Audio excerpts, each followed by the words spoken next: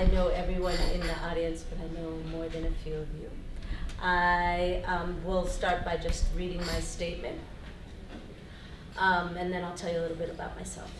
In I got it. keep myself. I got it. Thank you. In my opinion, the future of storytelling lies in new technology and the diversity of its users. The continued use of new technology, coupled with the ever-evolving faces of storytelling and our increasing access to the stories within which we all identify. I can turn on YouTube, HBO, Sundance, the BBC, and NBC right now today and find stories about virtually any subject. Some good, some bad, but a myriad of choices nonetheless. I'm excited by those choices. Truth be told, I'm really inspired by those choices. It's been kind of my mantra since I was a child to see the stories of a bunch of different people, much like my family, portrayed on television, in film, in all different types of things. I'm the youngest of 12, and I have a Jewish sister-in-law, an East Indian sister-in-law, an African-American sister-in-law, a Dominican brother-in-law. Our family is amazing. I have a daughter with autism. I have a niece who is completely deaf, and I can see the world from just an amazing set of choices because I've lived these experiences with all these different people. Let's see. As a young person of African, Indian, and Latin descent a generation ago, I felt my story was only being told by those who knew nothing about me. My history, left to other interpreters, was completely opposite of my point of view. But today, now, and well into the future, I see people who share these sentiments are taking more chances, telling their own stories, telling their stories with their iPhones, with their little tiny cameras, on Facebook, on YouTube. And these stories are being heard, applauded, and celebrated. This inspires me and will continue to inspire me well into the future. BAPAC's concept of a World Congress is an incredible opportunity, I feel. It's a gift, really, to create stories as well as to tell them. Every time the Latihan is received and accepted in a spiritually selected location, the magic of the Latihan's influence is felt, and it really does change lives. Our voices being heard by God and recognized by humanity in meaningful and engaging ways is a blessing. The principle of young and old, with generations of information being disseminated on every platform imaginable, and the complex accessibility of these stories from Facebook to the Teatro Principal last night is the brilliance of Subud.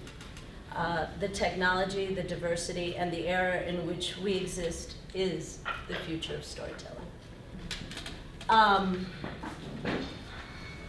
don't know, today I'm a storyteller, I'm a documentary filmmaker, before anything else, I'm a mother and a parent to two really brilliant children, and I say that because God made them through me, not that I made them.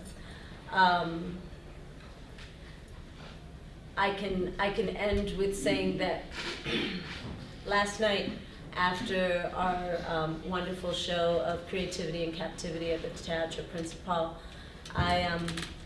we came over here to the hotel in the lobby, and my phone started ringing, and the only thing I answered, because it's way too expensive, is the FaceTime calls of my children. So my son called, and this summer I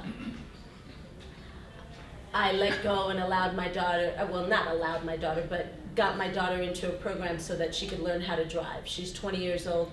I've been driving her to college for the past 2 years, which is about 50 miles away from my house.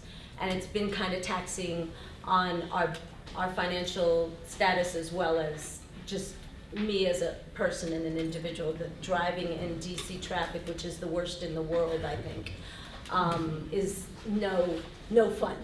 So she was a little bit apprehensive for a while. People with autism have this thing, whether or not they can or can't drive, and I think that she had gotten a lot of influences from different people telling her that she couldn't drive. I always tell her she can do anything that she wants to do.